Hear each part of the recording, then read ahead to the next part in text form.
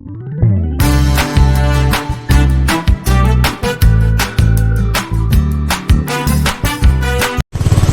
Morning friends. आता आम्ही चाललो वाशीतून वर्सोवा, तिथून बोटीमध्ये मड आयलँडला. जे आमचा मित्र 12 ज्योतिर्लिंग यात्रा करून आलेला आहे, एकटाच सोलो राईड मारून आलेला आहे. 11,000 किलोमीटर 25 दिवसामध्ये करून आलेला आहे. त्याला भेटण्यासाठी चाललेलो आहोत. चला मित्रांनो, तुम्ही बघत आहात ती म्हणजे मुंबईची ट्रॅफिक. बघा, पहिलाच आम्हाला ट्रॅफिक लागली मानकुरलाच.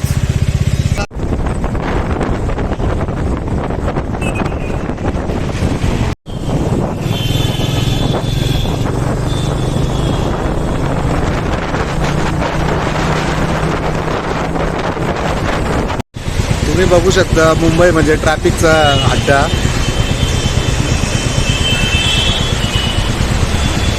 आणि आम्ही अडकलो होतो ट्रॅफिकमध्ये.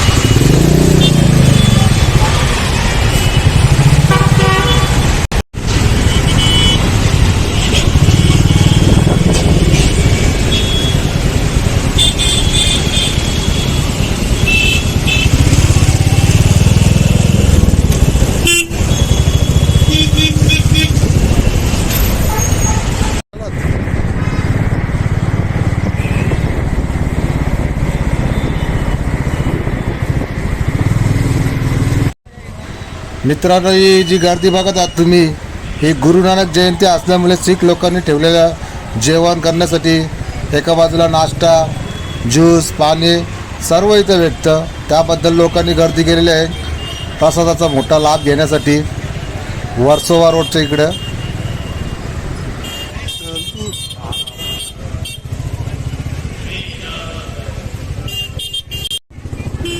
आता आम्ही पोचलेलो आहोत वेसाव गावमध्ये, वर्सोवा. ही वेसाव गावची एंट्री आहे.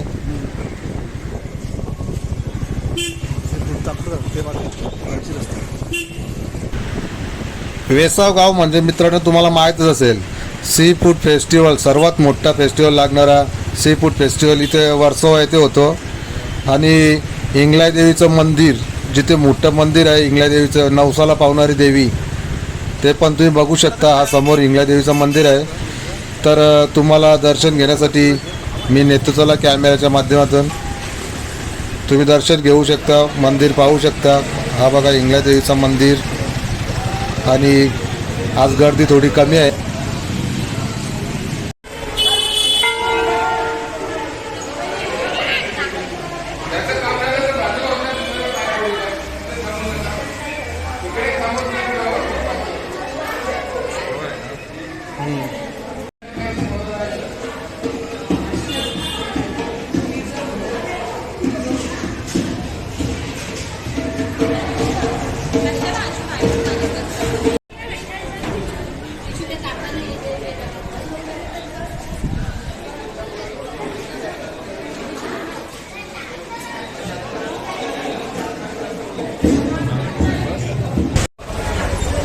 आता आमचं इंगलाई देवीचं दर्शन करून झालेलं आहे.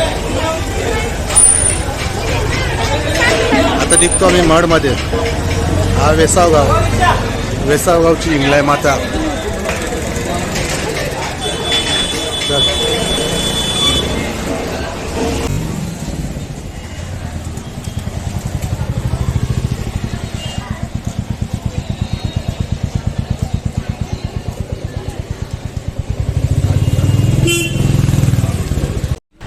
आता आम्ही पोचलेलो आहोत वर्सोवा जेट्टीला. आणि आम्हाला आता तरीमध्ये जायचं लागेल, कारण रस्ता नाही, बोटीमध्येच जायचं लागतं पाण्यातून. आणि 15 रुपये तिकीट गाडीचे आणि 10 रुपये पर व्यक्ती. तर चला बोटीमधून. जर कोणाला रोडवरून जायचं असले तर वेसाव रोडवरून नाही, डायरेक्ट एअरपोर्टच्या इथून जायचं लागते, मालाडवरून बोरवली असं करून 25 किलोमीटरचा फरक पडतो. आणि बोटीमधून जवळ होतं आणि तिकडून जास्त टाईम लागते, म्हणून ही तरीमधूनच चांगलं पडतं. 2 व्हीलर असेल तर. 4 व्हीलर मालाडवरून. आता आम्ही पोचलो मडला, मड जेट्टी.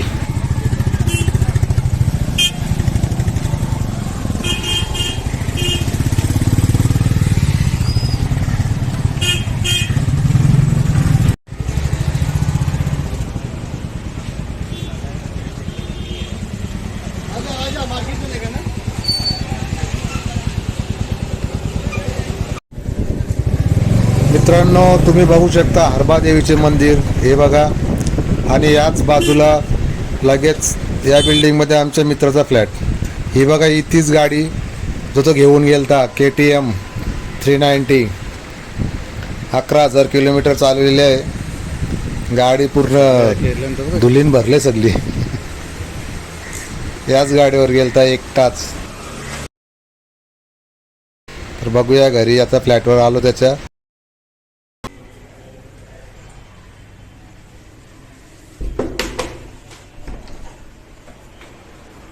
आज तो रायडर 12 ज्योतिर्लिंग वन टाइम मध्ये करणारा सोलो, आणि 4 धाम यात्रा, अयोध्या, अजून काय काय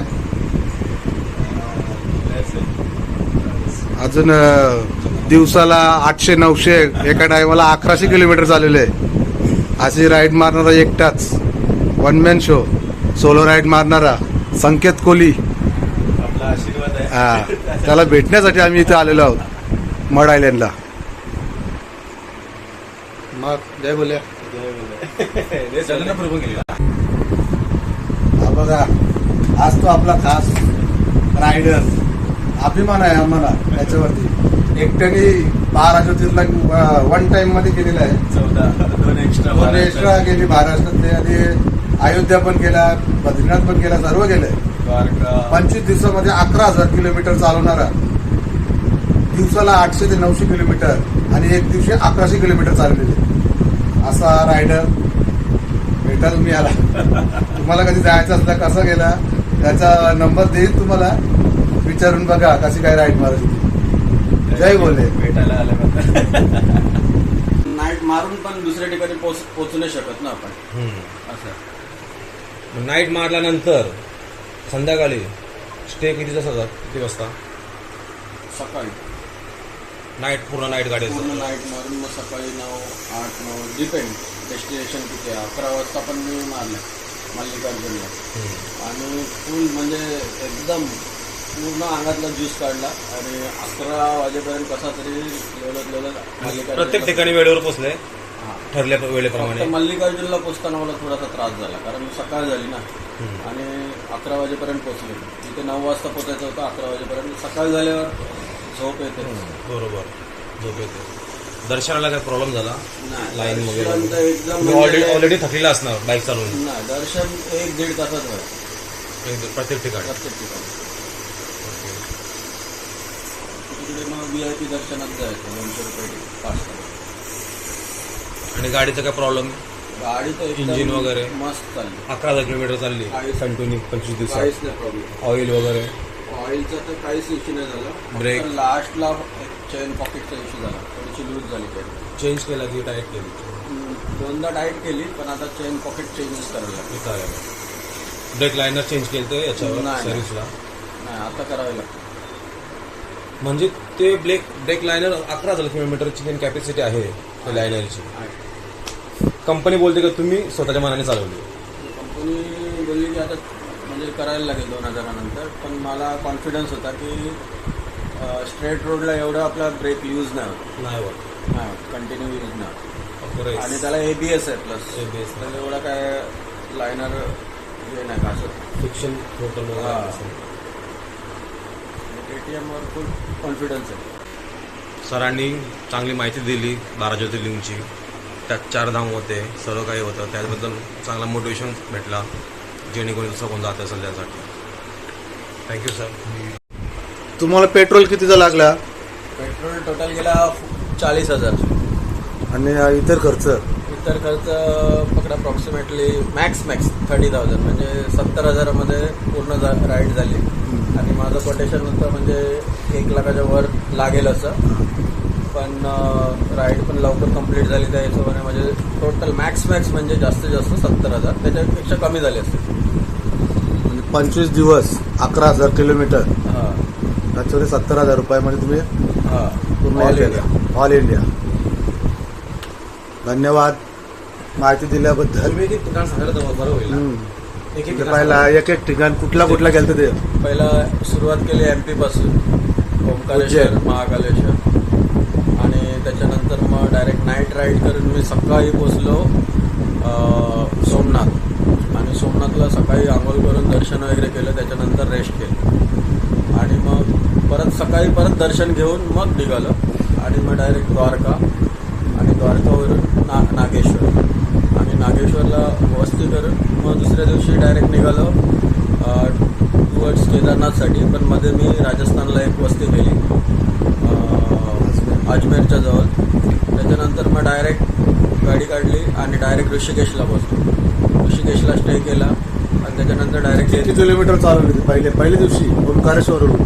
ती 900, दुसऱ्या दिवशी 800, तिसऱ्या दिवशी पण समथिंग 700 to 800 चालवली. आणि नंतर मग 250 किलोमीटरसाठी 8 तास जातात केदारनाथला पोचायला, 250-300 किलोमीटरसाठी. आणि नंतर मग तिथून बद्रीनाथला पण 7-8 तास जातात पोचायला, कारण तो हिली एरिया आहे. त्याच्यानंतर मग बद्रीनाथवरून डायरेक्ट ऋषिकेश 300 किलोमीटर आहे अराउंड. आणि ते पण सकाळी निघालं 10 वाजता, ते संध्याकाळी 7 वाजेपर्यंत पोचलो, 7-7:30. आणि बद्रीनाथवरून मग डायरेक्ट राम मंदिर अयोध्यावरून झारखंड, मग डायरेक्ट झारखंड वाराणसी, काशी. काशी विश्वनाथ, काशीवरून मग डायरेक्ट झारखंडला आणि झारखंडवरून जगन्नाथपुरीला आणि जगन्नाथपुरीवरून मग नंतर गेलो मल्लिकार्जुनला. किती किलोमीटर चालवली मल्लिकार्जुन मल्लिकार्जुन? बापरे, ती पण 1050 काहीतरी होती. पण तिथे जाता जाता माझी हालत खराब झाली, कारण पहाड झाली की थोडीशी झोप येतेच. तर त्याच्यावर कंट्रोल करण्यासाठी जोरात गाणी लावायचो, गाणी बोलायचो. आणि मग जो 100 किलोमीटरचा माझा टार्गेट होता की 100 किलोमीटरवर माझा चहाचा किंवा कॉफीचा ब्रेक असायचा, तो मी स्किप करून मग 50 किलोमीटरवर आणला. आणि त्याच्यानंतर घाट चढताना कमीत कमी 1 तासाचा प्रवास होता, तो माझा 2 तास झाला. कारण तिथे मला प्रत्येक 10-20 किलोमीटरला झोप येत होती आणि मी थांबत पाणी पीत थोडासा फ्रेश होतो. मी कसा तरी 11 वाजता पोचलो. म्हणजे 1000 किलोमीटरच्या वरती चालवली एक दिवसात. हां. आणि तिथून मग मल्लिकार्जुनवरून मग डायरेक्ट गेलो रामेश्वर. ते पण 1000च्या वरच होतं किलोमीटर, 1050 समथिंग. आणि ते पण मी सकाळी तिथे पोचलो आणि सकाळी पोचून पण झोपलो नाही, डायरेक्ट दर्शनाला गेलो. कारण तिथे 21 की 22 कुंडांचं स्नान असतं, ते स्नान केलं आणि मग परत रूमला आलो आणि मग दर्शनाला गेलो. दर्शन घेतलं आणि मग झोपलो. आणि तिथे संध्याकाळी मला जायचं होतं धनुष्यकोडीला, पण ते मी कॅन्सल केलं कारण तिथे पावसाचं वातावरण होतं, पाऊस पडत होता. आणि मग रामेश्वरवरून मी डायरेक्ट मग आपल्या महाराष्ट्राकडे वळलो, आपल्या पर्ली वैजनाथ. आणि ते किलोमीटर होतं 1400. तर मी खूप ट्राय केलं की टार्गेट कंप्लीट करायचं, पण माझ्या काहीतरी मेन फोकस जे असतात ते एक्स्ट्रा लाईट, त्याचा काहीतरी इश्यू झाला हॅलोजनचा. आणि मग त्याच्यासाठी मला 2 तास कमीत कमी ते वायर ठीक करायला गेले. त्याच्यामुळे मी रात्रभर चालवली, कंटिन्युअसली 24 तास चालवली. तरी माझा समज 24 तासामध्ये 20 तास रनिंग झाली असेल आणि 4 तास ब्रेक. त्याच्यामध्ये मी 1100 किलोमीटर गाडी खेचली आणि त्याच्यानंतर ब्रेक घेतला. आणि दुसऱ्या दिवशी मग पर्ली वैजनाथला पोचलो. पर्ली वैजनाथवरून मग दर्शन घेतलं संध्याकाळी. आणि दुसऱ्या दिवशी मग नागेश्वर, औंग्या नागनाथला पण खूप गर्दी होती. मग मी VIP पास काढून गेलो, कारण तिथे जे पेमेंट करतात किंवा अभिषेक करतात त्यांना प्रायोरिटी दिली जाते. आणि ते पण आतमध्ये गुहेमध्ये आहे ज्योतिर्लिंग, तर त्याच्यात चढता उतरता खूप टाईम होता. मग ते दर्शन घेतलं आणि मग संध्याकाळी मग डायरेक्ट मग आपल्या कृष्णेश्वरला पोचलो. आणि कृष्णेश्वरला एवढं ॲटमॉस्फिअर आणि चांगले म्हणजे हॉटेल्स वगैरे आणि राहण्याची पण सुविधा आणि व्यवस्थित आहे सर्व. आणि कृष्णेश्वरला देवाला हात लावून वगैरे देतात, सर्व व्यवस्थित दर्शन झालं. आणि मग तिथून निघालो मग डायरेक्ट मग आपल्या नाशिक त्र्यंबकेश्वरला पोचलो. आणि मग तिथे पण माझं 4 ते 3 वाजता पोचलो आणि 4-5 वाजता 1 तासात दर्शन झालं. आणि मग तिथे रेस्ट केला आणि तिथे आपलं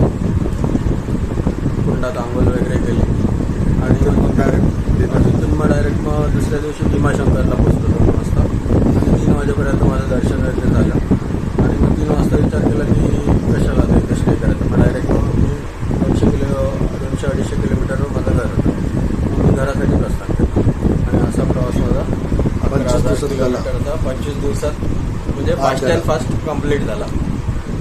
डेअरिंग सोलो एकटाच. हा, आणि एकटा प्रवास झाला आणि तो होता सोबत देव.